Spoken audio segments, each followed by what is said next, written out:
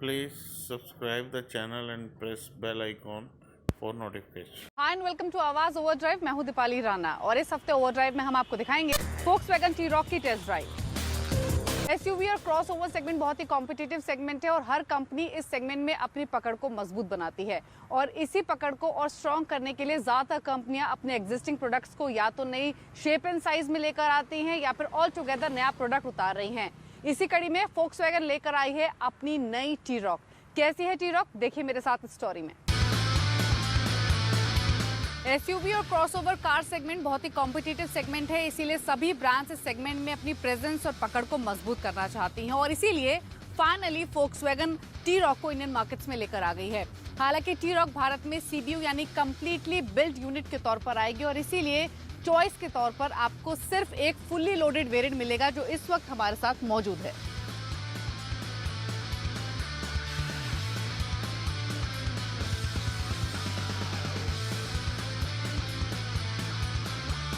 Volkswagen की history है elegant looking cars बनाने की जो क्लास कन्वे करते हैं और T-Roc में भी आपको Volkswagen कार्स का जो कन्वेंशनल डिजाइन होता है, मॉडर्न स्टाइलिंग होती है, वो इसमें भी एविडेंट है। हालांकि इस एसयूवी में बाकी कॉम्पिटिटर्स की तरह आपको मस्कुलर प्रोपोर्शंस नहीं मिलेंगे, लेकिन जो इसकी कैरेक्टर लाइंस हैं, रूफ लाइन है, वो इसको एक गॉर्जियस लुक डिलीवर करते हैं। T-Roc की कीमत 20 लाख है और इस प्राइस रेंज की बाकी एसयूवीज के मुकाबले T-Roc छोटी है। T-Roc में बाकी एसयूवीज की तरह बल्कि एक्सटीरियर्स भी नहीं है, लेकिन जैसे कहा जाता है कि बुक को उसके कवर से जज नहीं करना चाहिए and the same goes for T-Roc। Car के वाइब्रेंट एक्सटीरियर कलर्स की वजह से ये फंकी कार लगती है। फ्रंट में एलईडी हेडलैम्प्स यूनिट्स को ग्रिल में सीमलेसली मर्ज किया गया है और हेडलैम्प के नीचे लार्ज DRLs मौजूद हैं। 17 इंच के डायमंड कट अलॉय व्हील से कार गुड लुकिंग दिखती है। Mildly sinking roof line coupled with rigged rear windshield car को स्लाइटली एसयूवी कूपेश प्रोफाइल देती है। रेयर एंड भी एलिगेंट है और बूट लिड पर आपको Volkswagen का बैच मिलेगा, जिसे प्रेस करने पर बूट ओपन भी होता है। T-Roc के इंटीरियर्स डुअल टोन में आपको मिलेंगे। डैशबोर्ड भी डुअल टोन में है। जो सीट्स हैं, फ्रंट सीट्स या फिर रेयर सीट्स, वो भी डुअल टोन लेदर अपॉलिस्ट्री के साथ दी गई हैं। सेंट्रल कंसोल में आपको ये बड़ा सा टच स्क्रीन मिल रहा है। डिजिटल इंस्ट्रूमेंट क्लस्टर है जहां पर सारी इंफॉर्मेशन डिस्प्ले होती है आपके ड्राइव से रिलेटेड, कार से रिलेटेड। मिनिमल बटन्स दिए गए हैं जिनकी प्लास्टिक क्वालिटी सुपर्ब है। स्पेस आपको डिसेंट मिलेगा। हालांकि जो फ्रंट सीट्स हैं ये बकेट सीट्स हैं, तो कंफर्ट तो इनमें काफ़ी है। मल्टीपल एडजस्टमेंट्स भी हैं, ड्राइवर के लिए लंबर एडजस्टमेंट भी है, हीटेड भी हैं, लेकिन अनफॉर्चुनेटली ना तो ये पावर्ड हैं और ना ही ये वेंटिलेटेड हैं। तो अगर आपको ये सीट एडजस्टमेंट करना होगा तो आपको लीवर के जरिए पुल करके इसको एडजस्ट करना पड़ेगा। हालांकि फ्रंट में बैठ के आपको ये रियलाइज ही नहीं होगा कि ये कॉम्पैक्ट एसयूवी है, क्योंकि फ्रंट डिस्प्ले जो है, जो डैशबोर्ड है, वो Please subscribe the channel and press bell icon for notification. थोड़ा ह्यूज दिखता है, जिसकी वजह से जो आपकी बाहर की विजिबिलिटी है वो काफी अच्छी दिखती है। बड़ी सनरूफ इसमें दी गई है, जिसकी वजह से पूरा केबिन जो है वो वेल लिट दिखता है। तो फ्रंट में स्पेस डिसेंट है, लेकिन रेयर सीट्स में स्पेस कैसा है, सीट्स कैसी हैं, वो चेक करते हैं। कार के अंदर dual tone leather seats, digital instrument cluster, tyre pressure monitoring system और large touch screen infotainment system standard के तौर पर दिया गया है। क्लाइमेट कंट्रोल्स के लेआउट बाकी Volkswagen कार्स जैसे फेमिलियर दिखेंगे।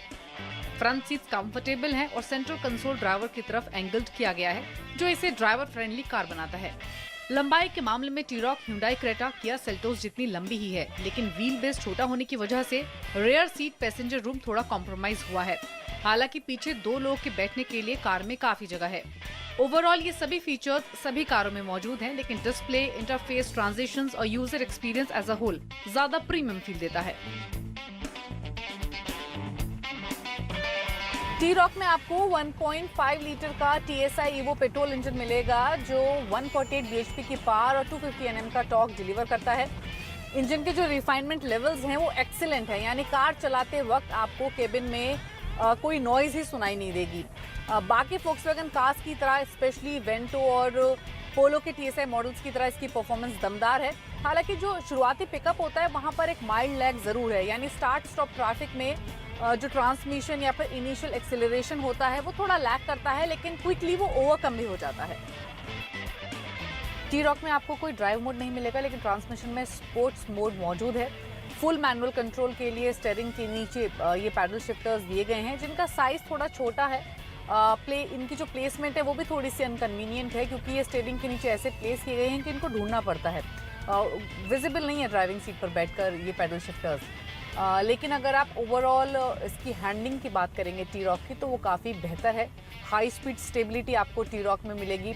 सस्पेंशन फर्म है, हालांकि लो स्पीड बम्प्स पर ये थोड़ा हार्श है, लेकिन जैसे आप स्पीड बढ़ाएंगे या फुल पावर मोड में आएंगे तब आपको राइड काफ़ी स्मूथ मिलेगी। स्टिफ सस्पेंशन के बावजूद आपको राइड में हार्शनेस नहीं मिलेगी। कार को भारत में कंप्लीटली बिल्ट यूनिट के तौर पर लाया गया है, इसीलिए आपको चॉइस के तौर पर सिर्फ एक फुली लोडेड वेरिएंट मिलता है। इसीलिए इसमें सभी सेफ्टी फीचर्स मौजूद हैं जो एक क्रॉसओवर एसयूवी में होने चाहिए। कार में 6 airbag, seat belt warning, 3 rear seats belt, ISOFIX child seat anchor points, all disc brakes, ABS, ESC, auto hold, front and rear parking sensors वगैरह मिलेंगे। इसके अलावा इसमें segment first lane keeping assist system और standard fit autonomous emergency braking system भी मिलेगा। Car में think blue tanker भी मौजूद है जो मॉनिटर करता है कि कितने समय से आप कार को ड्राइव करते हैं और इस हिसाब से आउट ऑफ 100 आपको स्कोर मिलता है। जितना इकोनॉमिकली आप इसको चलाएंगे उतना स्कोर आपका बूस्ट होगा। स्पीड वार्निंग चाइम्स आजकल सभी न्यूली बिल्ट इंडियन कार्स में मिलेंगी, लेकिन इस कार को CBU के तौर पर इंपोर्ट किया जा रहा है, इसीलिए इसमें 80 किलोमीटर/आवर और 120 किलोमीटर/आवर की स्पीड पार करने पर भी स्पीड वार्निंग चाइम्स नहीं मिलेंगे। Volkswagen T-Roc एक CBU मॉडल है और इसकी कीमत 20 लाख है। कार में डीजल ऑप्शन नहीं है, न पावर ट्रेन ऑप्शंस हैं, लेकिन ढेरों लग्जरी फीचर्स मौजूद हैं जो इसके प्राइस टैग को जस्टिफाई करते हैं। और शायद यही वजह है कि इस कार को लॉन्च से अब तक काफी स्ट्रॉन्ग कंज्यूमर रिस्पॉन्स मिला है और कार का फर्स्ट लॉट फिलहाल सोल्ड आउट हो चुका है।